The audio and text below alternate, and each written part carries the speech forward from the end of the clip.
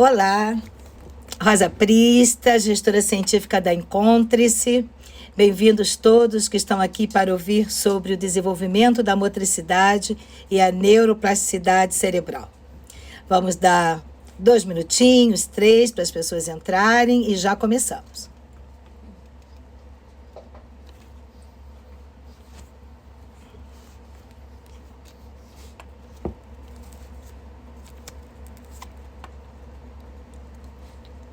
Agradecemos que todos possam deixar o seu zap para que a gente possa manter contato e avisar das próximas lives. Aqui é a quantidade de pessoas também.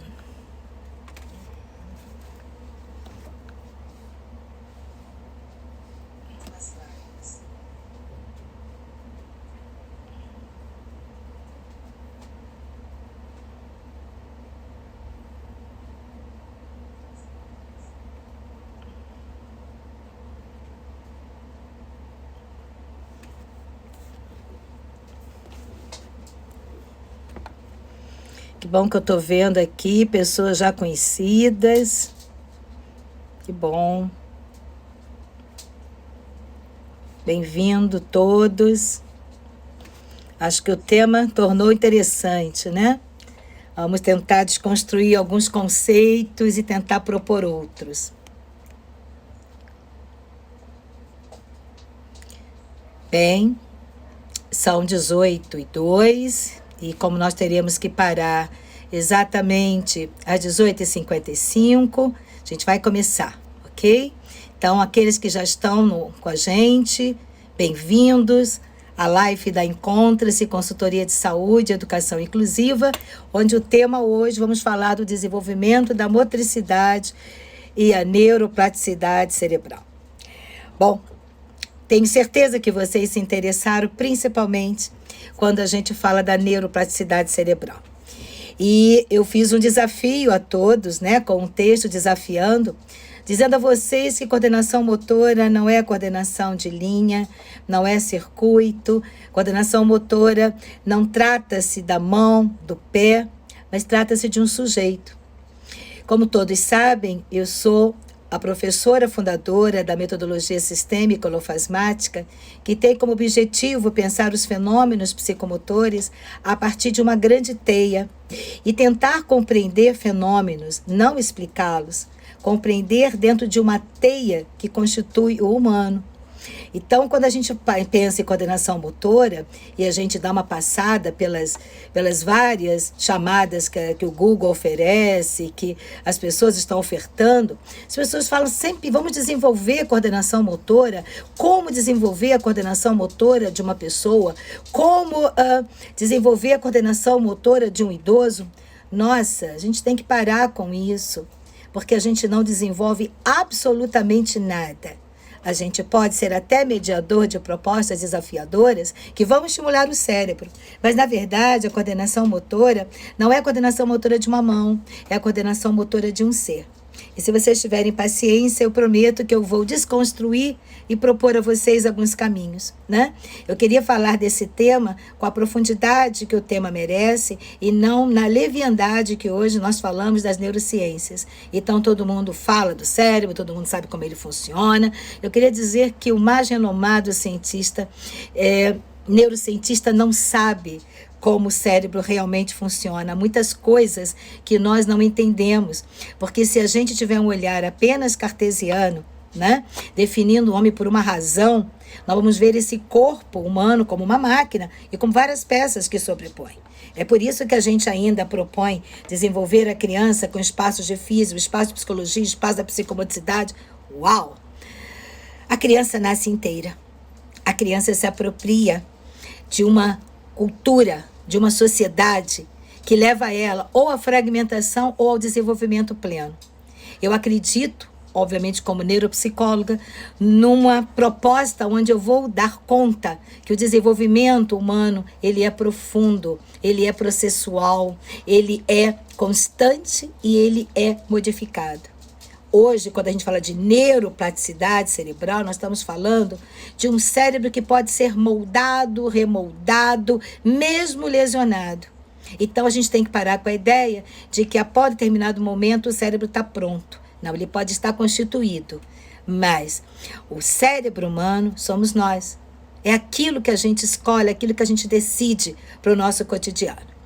Bom, e como eu não sou cartesiana, como eu não acredito num corpo que é apenas máquina e que várias peças se articulam, eu, obviamente, saio do campo da objetivação do corpo e passo por um campo da subjetivação. Por quê? A ciência também evoluiu. A ciência não é apenas meramente objetiva. A ciência, ela hoje une ciência, filosofia e arte. Hoje a ciência fala da interiorização do humano. Porque se eu quiser compreender a neuroplasticidade cerebral, eu vou ter que compreender as decisões, as intenções que o sujeito tem. Então, eu tenho que primeiro compreender em que paradigma esta live está calcada. Ela está calcada, obviamente, nos parâmetros atuais da ciência. Não há uma opção de ser cartesiano ou não. O cartesiano já foi, o objetivo já foi, o físico já foi. A gente tem que falar de um ser humano pleno, potente e que é modificado a partir das estruturas e estímulos que nós vamos ofertando. Não para estimular. Temos que falar daquilo que o sujeito se apropria, né? Então, quando a gente fala de desenvolvimento da motricidade, eu preciso encarar a motricidade não só nas estruturas anatômicas e funcionais orgânicas, mas como expressão de uma personalidade, de uma cultura e de uma sociedade. Portanto, quando eu falo de coordenação motora, eu não estou falando de coordenação de uma mão ou de um pé. Eu estou falando da expressão plena de um sujeito que se projeta no mundo. Ora, se eu estou falando dessa grande dimensão, eu não posso pensar que há ferramentas que possam desenvolver isto. Porque cada ser humano é um ser humano, cada sujeito tem uma necessidade, cada sujeito foi estimulado de uma forma. Então, eu tenho que estar muito aberta como profissional para compreender esse sujeito que se apresenta na minha frente, seja com uma dificuldade de escrever com uma mão, com uma letrinha pequenininha, tão frágil, que a gente chama tanto de disgrafia, ou alguém que não consegue aprender a nossa ortografia, ou seja, alguém que tem dificuldades com uma letra forte, ou ainda quem tem dificuldade na matemática, né? Então, a gente tem a descalculia, a desortografia, a disgrafia, mas nada disso pode ser visto apenas pelo âmbito do nome e de como é que se cuida disso. Isso era na época dos anos 70, que a gente tinha verdadeiros manuais para consertar a disgrafia, desortografia, descalculia, apesar de muitos desses manuais serem muito legais, faltava um item que não era discutido. E, infelizmente, como as pessoas nem sempre aprofundam, elas pegavam o manual e reproduziam. Os autores que escreviam sobre isso, Legoux, Chevalier e outros, eles queriam sinalizar que havia uma dificuldade concreta, como a ponta de um iceberg, mas que para você poder remover isto, você teria que ir à profundidade do iceberg. É isso que eu estou propondo aqui. Eu não falo de uma motricidade superficial, ponta do iceberg. Eu falo de uma motricidade profunda, aquela que a gente não vê, mas é aquela que, de alguma maneira, é a base de todo o alicerce de um desenvolvimento. Então, eu andei procurando pela internet como é que as pessoas definiam coordenação motora, né? E eu fiquei um pouquinho assustada com algumas definições e vou me dar o direito de falar de duas. Uma delas dizia que coordenação motora é a capacidade de usar de forma mais eficiente os músculos esqueléticos, resultando em uma ação global mais eficiente, mais prática e econômica. Falava que a partir disso a gente teria domínio do corpo e do espaço. Gente, lamento, que horror! Nós estamos falando de coordenação motora como uma coisa mecânica, parte funcional. Estou falando de um sujeito que se move.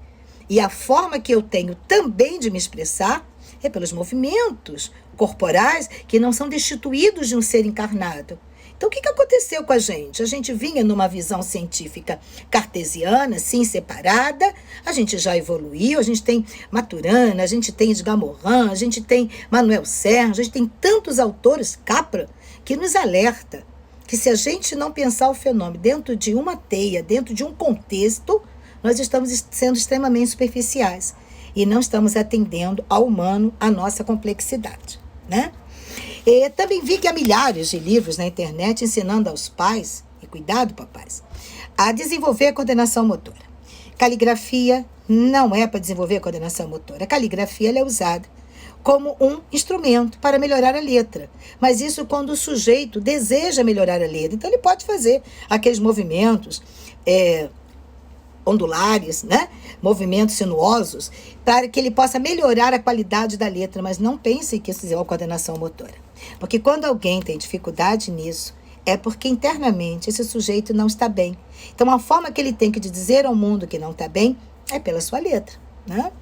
Tem outro também que diz que coordenação motora diz respeito à capacidade do nosso corpo de realizar movimentos articulados, e isso é resultado da interação entre os sistemas muscular, esquelético, nervoso e sensorial. Faltou um, que é o nosso sistema emocional. Ora, a gente faz escolhas e vai em direção ao objeto, vai em direção à aprendizagem a partir daquilo que eu tenho interesse. Então, se a gente não pensar esse sujeito não desconectado em vários satélites, eu preciso pensar o sujeito como uno. Eu tenho várias dimensões, mas essas dimensões estão todas articuladas, todas indissociadas. E aí a gente tem que se perguntar, sempre que alguém fizer uma proposta para vocês, vamos desenvolver coordenação motora, vamos perguntar para ele, onde é que está o sujeito? Porque se o professor mandar o aluno fazer, se o papai mandou o aluno fazer, não vai desenvolver de forma nenhuma a coordenação motora, porque falta a intenção e falta o desejo. Eu quero lembrar uma grande psicopedagoga argentina, que foi uma grande professora para mim, chamada Alicia Fernandes. A Alicia dizia sempre, só há aprendizagem quando a gente tem desejo. E esse desejo, ele tem que vir contextualizado, não é um desejo qualquer, primitivo, imaturo. É um desejo de ir em busca de alguma coisa diferente. E aí também no site você vai encontrar lá coordenação motora fina, ligada a todos os movimentos menores, mais simples, né? Principalmente o movimento de pinça. E a coordenação motora grossa linkada sempre à coordenação de algumas coisas maiores, pular, saltar. E eu fiquei muito pasma, que uma bióloga resolveu reduzir tudo isto, e no site de grande destaque, ao biológico.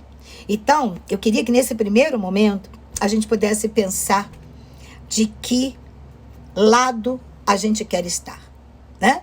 Do lado simplista, cartesiano, fragmentado, que pensa o corpo como instrumento, ou a gente arrisca e passa para algo que nós sabemos que é assim, porque nós sentimos que é um corpo da complexidade. Esse corpo que não é instrumento. Não adianta você querer estimular. Esse corpo sou eu.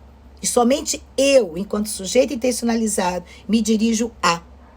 Aí vão me perguntar, mas Rosa, como é que a gente faz isso? Pois é, a gente precisava pensar um pouco no que a gente precisa desenvolver no sujeito para que ele possa ampliar esse cérebro e como é que a gente pode ajudar o sujeito a não ter a disgrafia, porque a disgrafia dói, a mãozinha dói, fica dura, é rígida.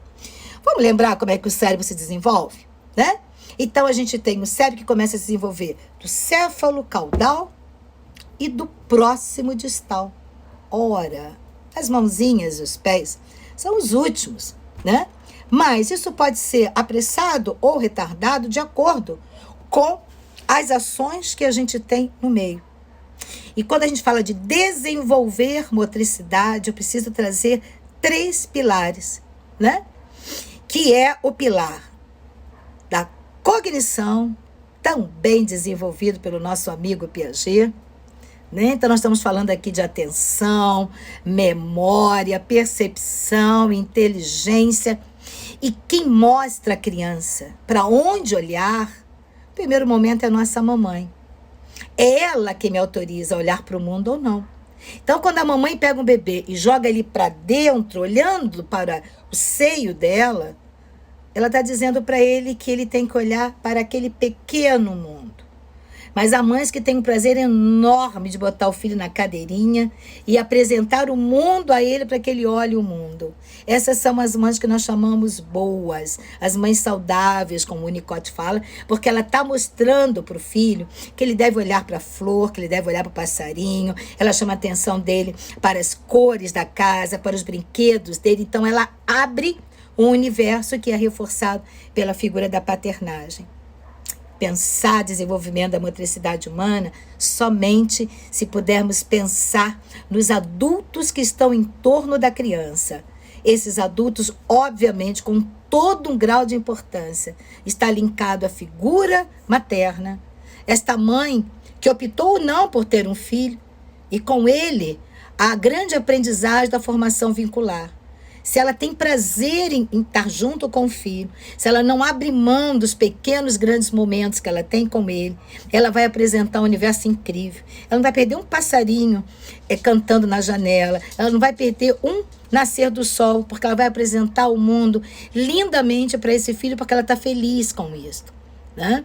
E a figura do pai vem junto, que é esse pai que leva para o mundo, que leva para fora de casa, que arrisca mais, né? Que é a função da paternagem. Se essa criança tem esses dois apoios, ela está desenvolvendo um suporte subjetivo, um suporte de afetividade que permitirá a ela estar entre pessoas, não de uma forma egoísta e narcísica, mas de uma forma altruísta, que é o que a gente espera numa cultura do século XXI. Isso tudo começa quando a gente tem uma criança pequena. Mas eu quero sinalizar que a gente tem quebrado bastante esses 3 itens, né? Porque o primeiro é da ação, o segundo da afetividade e o terceiro da interação. Ou seja, a criança aprende fazendo as coisas na ação. Não é sentada numa cadeira olhando a nuca do colega. É agindo dentro de uma sala de aula. A criança aprende trocando, afetivizando o outro, os objetos, trocando e recebendo do outro. E ela aprende entre as pessoas, de uma maneira mais amadurecida quando ela se interessa pela leitura, pela poesia, pelo desenho do outro. Então, tudo isso é formado ainda na educação infantil. Então, você percebe que a creche, a educação infantil, que infelizmente no meu país não é tão importante, é a parte mais significativa para que essa evolução da motricidade possa acontecer. Vocês devem estar pensando, puxa, pensei que você fosse falar para mim das etapas que a criança desenvolve, do rastejar, do engatinhar, do levantar, do andar. Amores, precisamos pensar, e isso é mais forte ainda, que o desenvolvimento da motricidade, ele segue um ritmo filogenético. É natural, é gostoso, é prazeroso, porque todo ser humano nasce com um suporte para avançar na motricidade, desde que a gente, enquanto adulto, não faça o impedimento disso. Bom, se uma criança tenta levantar-se no sofá e alguém vai lá correndo, pega a criança e bota ela sentada, a gente já está impedindo uma série de conexões cerebrais das sinapses em favor de um medo que é do adulto e não da criança. Se a gente está no parquinho com uma criança e ela quer subir, escorrega, e o papai e a mamãe pegam a criança e bota lá em cima e ajuda a escorregar, ele está dizendo para essa criança que ela não é capaz, ele está interrompendo sinapses. E aí depois a gente reclama quando a criança começa a não falar, quando a criança não tem interesse na escola, quando a criança não quer, obviamente, não tem prazer em pegar livro, em escrever. A gente precisa pensar, como eu falei no início, aonde está a base do iceberg. O que gera esta dificuldade? Senão a gente vai começar a colocar as crianças em várias terapias, para a criança falar, para a criança escrever, isso não existe. Isto é só para a gente pensar que está ajudando a criança. Se a gente quer ajudar a criança, a gente tem que ter a coragem, a ousadia de buscar entender o que a gente foi fazendo para ajudar ou não. E é claro, sem culpabilizar ninguém, porque esse não é o objetivo. Mas se a gente compreende, a gente se trabalha para autorizar a criança a crescer. Isso tudo está na obra da Alissa Fernandes. Ela fala muito da autorização dos pais para a criança crescer. E tem uma outra autora que eu curto muito, que é o Laganier, que ela fala do que ela chama de violência secundária. Isso é o que eu mais vejo no meu consultório, isso é o que eu mais tento alertar aos pais, mas só os pais que estão com a escuta aberta, que realmente amam seus filhos, que amam a eles mais do que a si próprio, conseguem perceber e entender. Toda criança, dentro desse processo filogenético, que é a evolução da espécie humana, nós somos uma espécie, não começa da célula para a criança. A gente traz como herança nas nossas células, a história da humanidade. Então, se a gente tem isso, a gente tem um processo de avançar. Então, o que acontece? Por que será que a gente anda impedindo a criança de desenvolver? Então, hoje eu vejo no meu consultório crianças de 8 anos de fralda. Não são deficientes, de forma nenhuma. Não estou falando de nenhuma lesão neuronal que impediria isto. Eu vejo crianças hoje dormindo o tempo todo, com os pais grandes. O pai sai da cama da sua esposa, dorme na sala, e o filho ou a filha com os pais. Todo mundo acha isso natural. Não, não é natural. O natural é o casal estar junto para curtir a sua intimidade. E o natural é o filho, em determinado momento, ir para a sua caminha, viver a sua independência, a sua autonomia, enfrentar os seus medos, enfrentar, obviamente, a vida, ou brincar com as sombras da noite, que também são muito divertidas, né? Mas, infelizmente, quando a criança diz, eu estou com medo, papai e mamãe pega a criança e protege. A gente não tem ideia de como o nosso cérebro, ele vai se ajeitando dentro disso. Imagina a gente entre papai e mamãe, se a gente vai se preocupar com alguma coisa. Obviamente que não. Entre papai e mamãe, eu simplesmente me entrego para a vida. Me deixo. E aí a gente não usa os nossos recursos filogenéticos para enfrentar a minha cama, para não cair da cama, para encarar que agora eu já sou uma mocinha e que eu vou viver sozinha no meu quarto, ou vou criar caminhos para que eu possa ter uma noite tranquila. Então, estou falando primeiro dos adultos que cuidam da criança. Por que isso é violência secundária? Porque a gente precisa, desde pequenininho, ensinar os nossos filhos a viverem sem a nossa presença. Esse é o bom pai, a boa mãe. Quanto mais rápido uma criança aprende a subir e descer uma escada, quanto mais rápido uma criança consegue separar os talheres para o papai e mamãe na cozinha, quanto mais cedo a criança puder botar uma mesa, quanto mais cedo a criança puder pegar uma vassoura e principalmente varrer ou pegar o pó de alguma coisa, quanto mais cedo a criança puder organizar o seu quarto, mais cedo você está criando na criança entrelaçamentos neuronais que amplia e ilumina esse cérebro a ponto de chegar ao nível de consciência. Por isso que você vai ver que tem um montão de criancinhas hoje, às vezes com 2, 3 aninhos, que ela já sabe pensar um monte de coisa que a gente, nossa, parece um adulto. Mas tem crianças que se desenvolvem. Porque hoje, inclusive, com toda essa tecnologia que a criança está banhada, a criança é muito estimulada. E aí o que acontece? A gente tem dificuldade de libertar as nossas crianças para a vida. Mas é preciso. E a gente tem que pensar sempre. Se amanhã eu não estiver aqui, o meu filho está preparado para enfrentar a vida? Se você não disser para você sim, vamos repensar as nossas ações. Criança, desde pequena, tem que ter as suas tarefas em casa. Não é para ajudar, é para participar.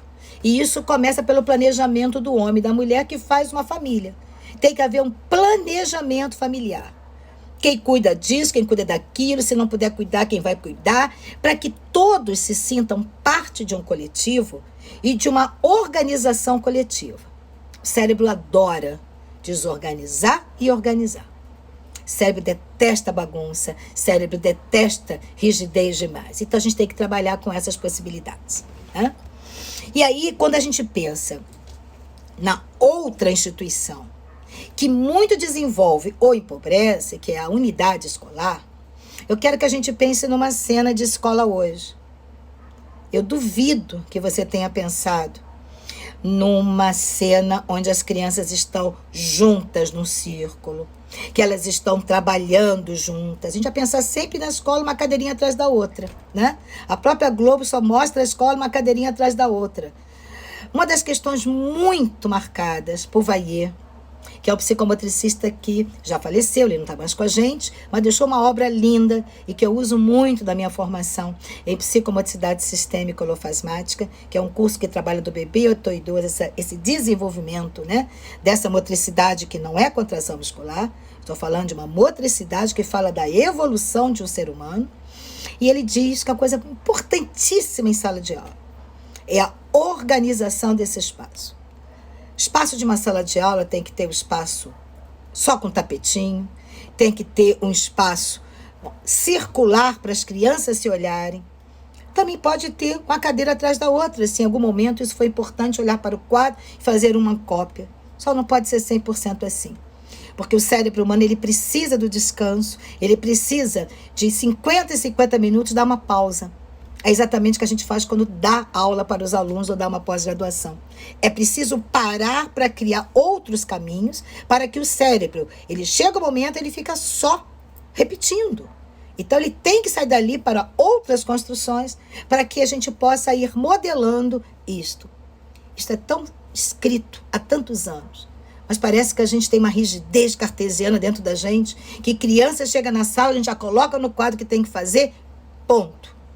É exatamente o que uma colega está colocando aqui. Educar dá trabalho.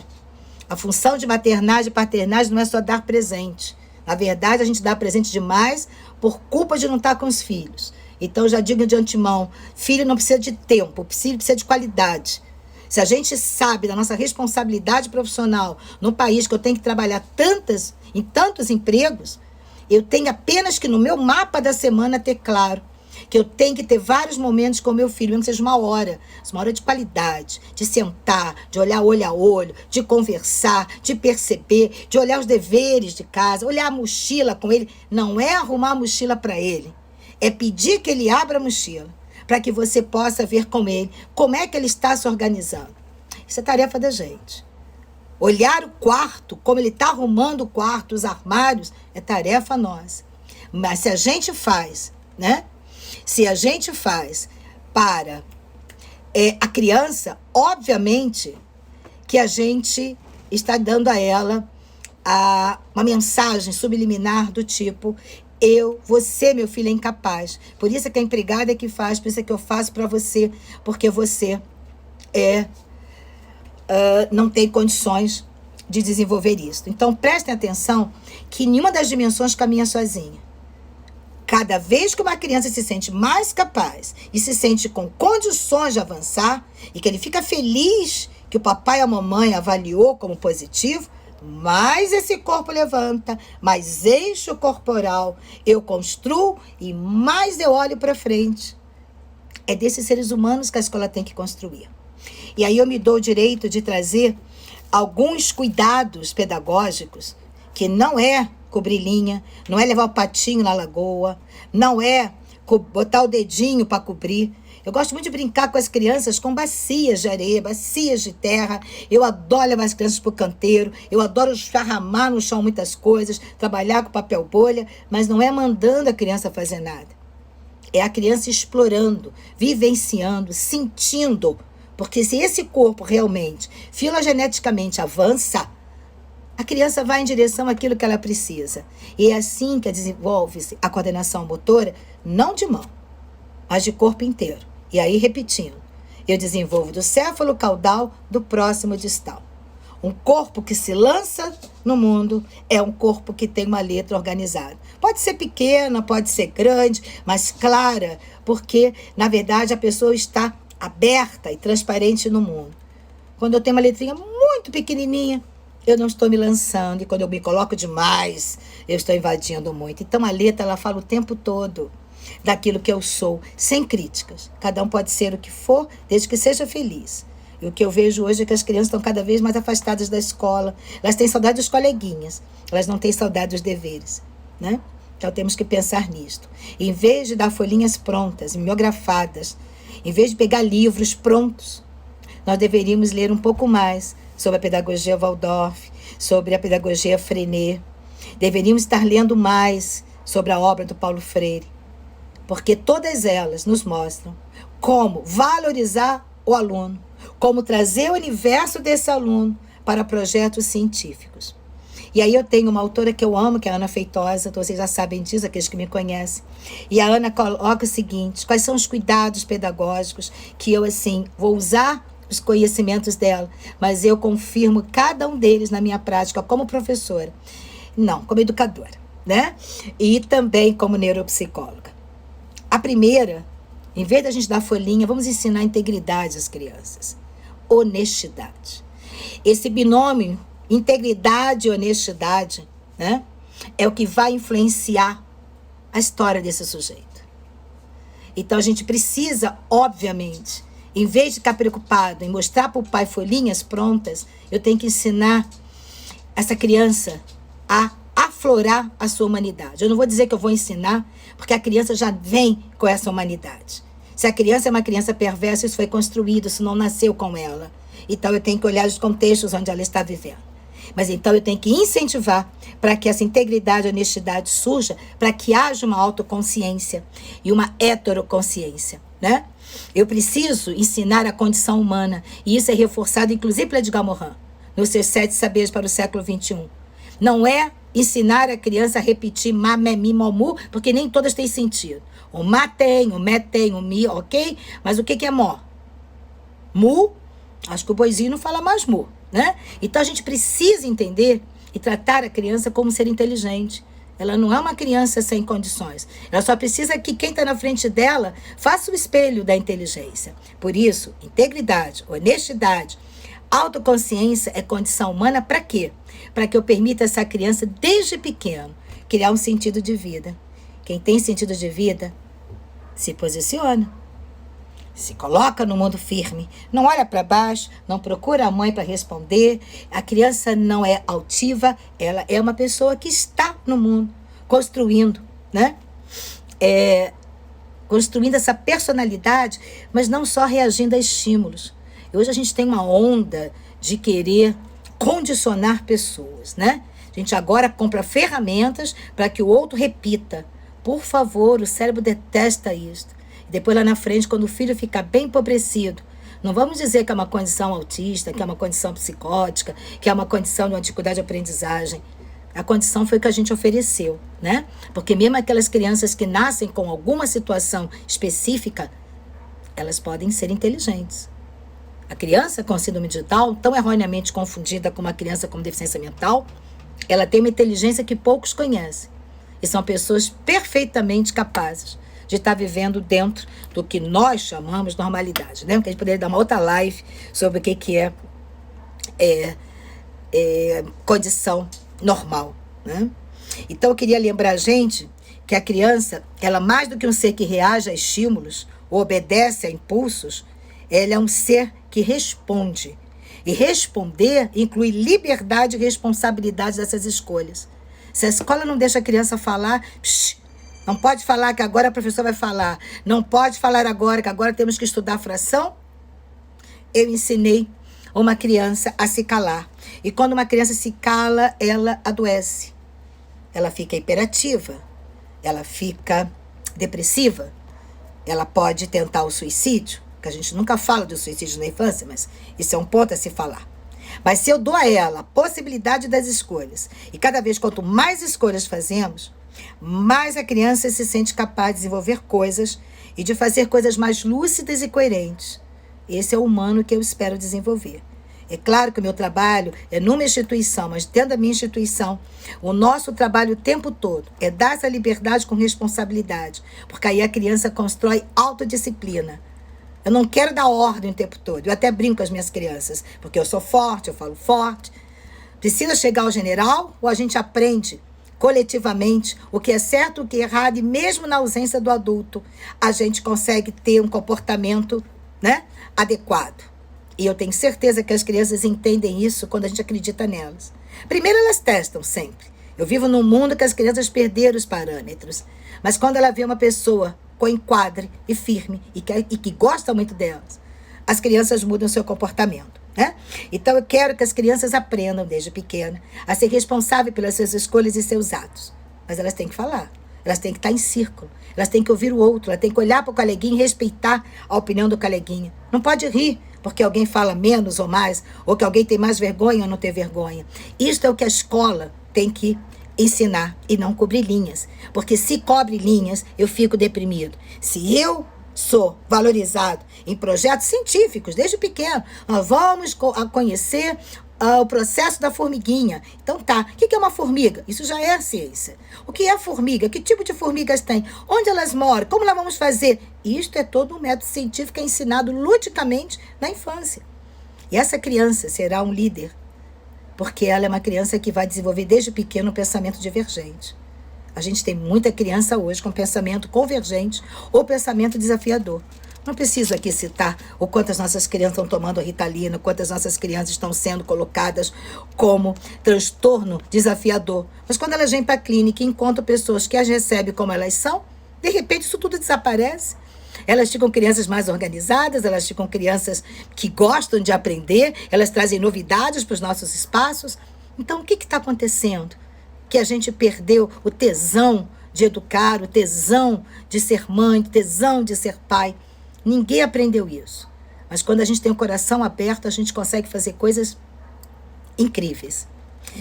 Uma outra coisa importante, que é muito a prática, né, da psicomotricidade, é que eu só consigo criar na criança responsabilidade quando ela tem espaços psicomotores. O que é espaço psicomotor? É o espaço aberto, é o espaço onde a criança pode pegar o objeto, manifestar, a criança pode pegar um macarrão e bater no outro, a criança pode ficar quietinha no túnel. Mas por que você vai ensinar isso? Porque nós temos necessidades. Essas necessidades são necessidades agressoras, e aí eu preciso marcar de novo que a agressividade não é uma energia a ser contida. A agressividade é o que faz a criança aprender. Ela precisa ser elaborada, ela precisa ser colocada em projetos construtivos, seja de física, química, geografia, ciências. E quem é que vai dar o tom dessa escolha? É o próprio sujeito. Porque eu preciso falar de um sujeito que é encarnado. Eu não tenho um cérebro objeto funcional. Eu tenho um cérebro que arde pelos meus impulsos. E é isso que a gente está buscando quando a gente fala de psicomotricidade, de desenvolvimento motor. E eu não falei de desenvolvimento psicomotor, porque quando eu falo do psicomotor, eu estou colocando uma categoria, uma dimensão acima desse motor. O desenvolvimento já implicitamente motor, porque eu falo da motricidade como potência adaptativa, que se expressa nas diferentes linguagens, já está implícito o psíquico, o social, o cognitivo. Então, eu não preciso dividir o meu sujeito. Eu preciso falar de um sujeito, eu preciso olhar para esse sujeito e compreendê-lo. Assim desenvolvemos a motricidade. A Ana também coloca para a gente uma coisa muito legal, que é a gente aprender. Se eu dou espaço para essa criança se preencher, eu acho que a gente tem muito gás, que ela chama de sinergia, para estar indo em direção ao outro, né? Compondo com o outro, compondo com o grupo, se apropriando dos elementos desse grupo, para que a gente possa alcançar objetivos na relação com o outro e na interdependência. Então, vocês estão percebendo que eu não estou falando de mão que cobre linha. Eu sou muito mais do que isso. Estou falando de um projeto pedagógico, um projeto familiar que dê à criança o alimento que esse cérebro precisa. Porque hoje eu falo de um cérebro totalmente moldável. Moldável aquilo que a gente nutre, né? Inclusive, nutre no sentido da alimentação também. Por que eu faço tudo isso? Porque eu preciso tirar um pouco da criança essa questão só da imaginação, para que ela possa visualizar metas, para que ela possa visualizar superações. É esse o líder que eu preciso hoje. Porque a informação está disponível em qualquer lugar. Mas esse movimento de buscar, de empreender, de lançar-se, isso depende ainda dos adultos, depende do espaço psicomotor para que isso possa se desenvolver. E é óbvio que a criança que se lança no mundo é uma criança que ganha autoestima e que ganha altruísmo, porque ela não se satisfaz nela, ela vai buscar o outro. E, portanto, se ela faz isso, ela se constitui enquanto corporeidade, que é uma forma harmoniosa de lidar com ela, com o outro e com a natureza. Acho que todo mundo que está aqui, e sei que o tema chamou atenção por isso, né? Estamos falando como é que a gente evolui, como é que eu não perco essa evolução filogenética. Porque o que eu sou depende de eu aproveitar essa energia maravilhosa que a criança vem a partir das práticas, né? Das práticas que eu vou desenvolvendo com o ser humano. Então, antes de eu falar de coordenação motora, eu preciso me preocupar com o homem que se move no mundo. Eu tive um professor maravilhoso, que é o professor Manuel Sérgio, que ele sempre dizia: movo-me, logo existo. Então, que é o slogan, inclusive, do nosso curso de formação. Muito além do penso, logo existo, porque a gente não quer mais racionalizar. Eu preciso me mover. É no mover, no fazer, que eu existo. As crianças sabem disso naturalmente, antes que nós, adultos, possamos tirar delas essa capacidade. Essa capacidade do movo-me logo existo é a capacidade filogenética. Afinal, o nosso homem pré-histórico, como é que ele chegou a ter essa consciência, esse cérebro mais elaborado? Ele só conseguiu porque quando faltava alguma coisa, ele precisava buscar. E em buscar ele tinha que criar possibilidades. Esse tem que ser o pensamento da família e da escola. Se dou tudo na mão, eu corto essa energia gostosa. E para que a criança possa ser um sujeito intencionalizado, ela precisa fazer as coisas não mandando. Vamos tomar banho, vamos lavar dente, olha a merenda. A gente precisa fazer a criança pensar. Porque não há nenhum programa que possa devolver a inteligência depois que a criança aprende o mecanismo de empobrecimento. Estímulo, resposta, matamos um sujeito. Né? E esse homem, então, que eu estou falando aqui, que é composto de vários sistemas, inclui um sistema nervoso, que está em toda a superfície e em todo o organismo. Então, o desenvolvimento da motricidade é a construção histórica de um sujeito que filogeneticamente constitui a sua ontogenia, que é o desenvolvimento de cada um de nós, no contexto sociocultural. Uau! Como é que a gente faz isso? Vocês viram que é uma coisa tão complexa, mas nós podemos traduzir em coisas tão simples.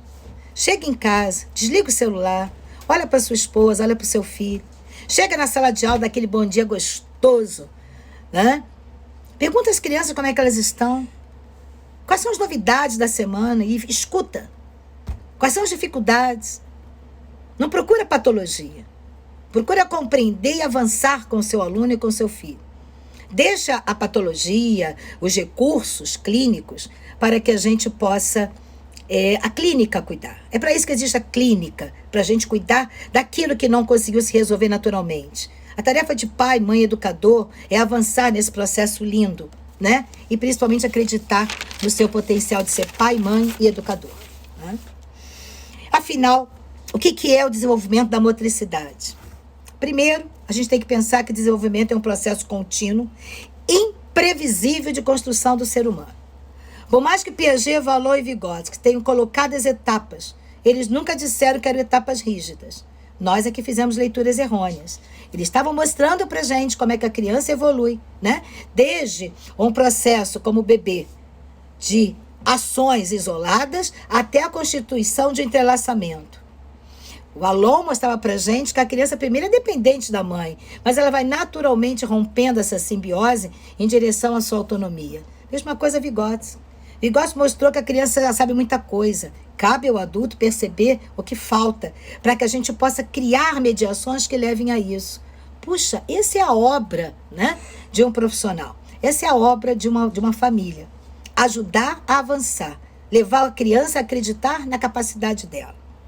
Precisamos entender que desenvolvimento acontece entre natureza, aquilo que a criança chega e a cultura onde ela está. Então, não existe isso de que a criança nasceu com uma síndrome e acabou ali. Ela nasceu com a síndrome e ela tem um mundo à frente para construir a sua independência e a sua inteligência. Precisamos entender que motricidade envolve os valores que se apresenta à criança. Então, antes da gente prometer algo à criança, eu peço a vocês, que isso é uma coisa que eu aprendi desde pequenininha, quando eu era criança. Nunca prometam à criança algo que a gente não vai cumprir.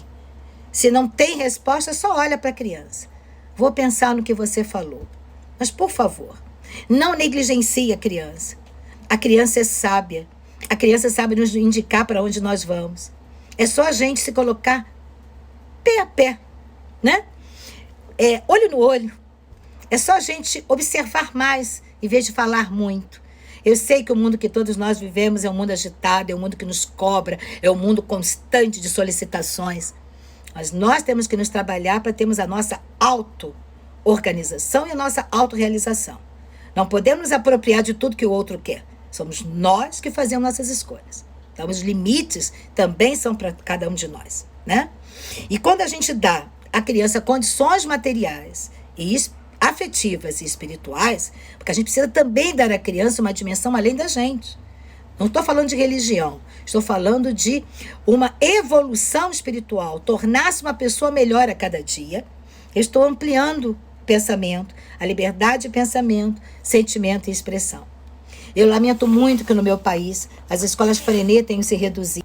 Desculpem, eu vou me retirar para cá para ficar mais nítido, porque me parece que está baixa. Não, está bem. Foi só uma queda de internet, perdão.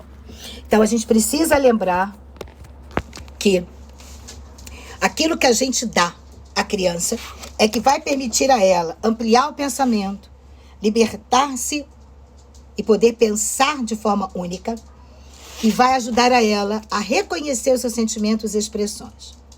Então, coordenação motora não é material, é expressão de uma vida. Os exercícios manuais só tendem a cansar a criança e tirar dela o foco da sua atenção. Nós tiramos o movimento intencional da criança. A caligrafia, os exercícios prontos, trabalha o movimento funcional. E aí você está dizendo que a criança é só isso. Não, não é. A criança é muito mais do que isso. E ela é exatamente aquilo que nós plantamos. Quanto mais desafios e possibilidades, mais conexões neuronais nós fazemos. Quanto mais permitimos à criança trazer o seu mundo, mais nós ajudamos que ela saia de um movimento primitivo para um movimento frontal consciente. É isso que eu acredito. Fui professora durante 38 anos com os pequenos e estou há 40 também com os adultos. Eu percebo um empobrecimento enorme dentro das nossas redes, porque parece que nós esquecemos a alegria de quando nós éramos criança. A criança adora uma laranja, uma melancia. Imagina a aula começar com uma melancia em cima da mesa do professor. Você está estimulando a criança uma série de sensações. E aquela melancia, ela vai viajar para os locais onde ela é plantada e que a gente colhe. Ela vai virar a palavra que vai gerar a alfabetização. Ela vai gerar os pedaços dela, as frações. Ela vai gerar os problemas matemáticos. E a gente vai poder, com tudo isso, não permitir que essa energia filogenética se perca. A gente, na verdade, vai estimular a criança a trazer essa energia boa, construtiva, essa pulsão de vida para fora. Vamos deixar os bloqueios anotados no nosso caderno, a gente não vai deixar de ver. Mas eles não podem ser predominantes. Vamos tentar mudar a maneira de olhar o mundo. E aí eu gosto muito de citar um provérbio chinês que fala: 2 pessoas olham pela janela. Desculpe os alunos que já me ouviram falar disso, né? Eu acho que ele é bem pertinente agora. Duas pessoas olham pela janela. Um vê as grades, o outro as estrelas. Enquanto o ser humano continuar vendo grades, ele está dizendo que ele é impotente, ele está dizendo que ele é incapaz, ele está dizendo que ele não é um sujeito capaz de mudar. Mas aquele que olha e vê as estrelas é um cara que tem consciência da realidade, mas olha longe. Essa é a pessoa que nós queremos formar. Essa é a pessoa que nós vamos desenvolver uma motricidade plena. Você vai desenvolver uma ontogenia. Mas uma ontogenia a partir desse sujeito. Enquanto professor também, eu sempre pensava nisso. Amanhã eu não vou estar aqui. Então é nesse momento presente, é nesse poder do presente, que eu tenho que fazer o melhor pelo meu aluno. Há conteúdo? Sim, mas as pessoas que trabalham na livre expressão e vão desenvolvendo com o aluno, trazem muito mais conteúdos do que, na verdade, aquele que já chega na sala colocando no quadro, abre o livro e vamos fazer exercício tal. Preciso que os pais pensem muito sobre isso. O que eu estou dando para o meu filho? E aos meus queridos professores, porque eu sou uma delas, que a gente reflita que há muitos autores, mas a gente precisa colocar em prática alguma coisa mais simples, leve e que permita que essa riqueza humana surja. Hoje é só. Mas eu vou dar uma olhadinha aqui se tem alguma questão que eu possa responder para vocês, né? Então, Maria Angélica, muito obrigada pelo seu muito bom. Deixa eu voltar aqui. Obrigada, Angélica, que é a professora. Trabalhava me baseando nos princípios da Escola da Infância, muito bem. E temos a Ivana Barbosa, lá de Minas. Respeito pelo ser que está em formação, assim como agimos com eles, irão agir conosco no futuro. Sim, Ivana, e mais. Cada ato de construção repercute numa teia maior, que é do nosso planeta. Então, quando eu falo dessa visão espiritual, estou dizendo que eu tenho que ter um compromisso com o planeta, não só com o meu pedaço, né? Jéssica Rosas, trazendo aqui, Rosa, eu percebo também que os pais querem que seus filhos sigam seu próprio sonho, esquece quem eles também são seres humanos e que são distintos de nós pais. Sim, perfeito. Todos nós pais queremos, obviamente, sonhos e desejos para os seus filhos. Não faz mal nenhum. Mas nós temos que tomar cuidado, porque os nossos sonhos não são das crianças. As crianças, em determinada idade, mais ou menos pelos 10, 12 anos, elas começam a se diferenciar dos pais. E, às vezes, seus sonhos são muito diferentes dos nossos pais. E aí, o verdadeiro pai é aquele, obviamente, que respeita, né, essa possibilidade da diferenciação. Então, quem quer que uma pessoa desenvolva sua motricidade, precisa permitir ao outro a sua diferenciação. Alguns elogios aqui, muito obrigada àqueles que participaram, obrigada pelo carinho, pelos beijos, pelo que bom que você está falando sobre essas coisas. E eu estarei aqui sempre, os meus companheiros da Encontre-se, que também tem a sua pós-graduação e formação, trazendo assuntos que possa fazer cada pessoa refletir. Não acreditem em nada do que eu falo, mas procurem refletir e procurem construir seu próprio pensamento em relação a isso. Da próxima vez, deixa as crianças soltas no parque, mas fique atento, é claro, a questões de segurança. A questão de segurança não é ficar segurando a criança, é permitir que ela seja ela mesma, a gente cumprindo o nosso papel de educadora, ou de pai, ou de mãe. Amores, muito obrigada pelo encontro de hoje e até breve, até o próximo tema. Semana que vem teremos um grande convidado. Espero que vocês estejam aqui. Grande beijo a todos.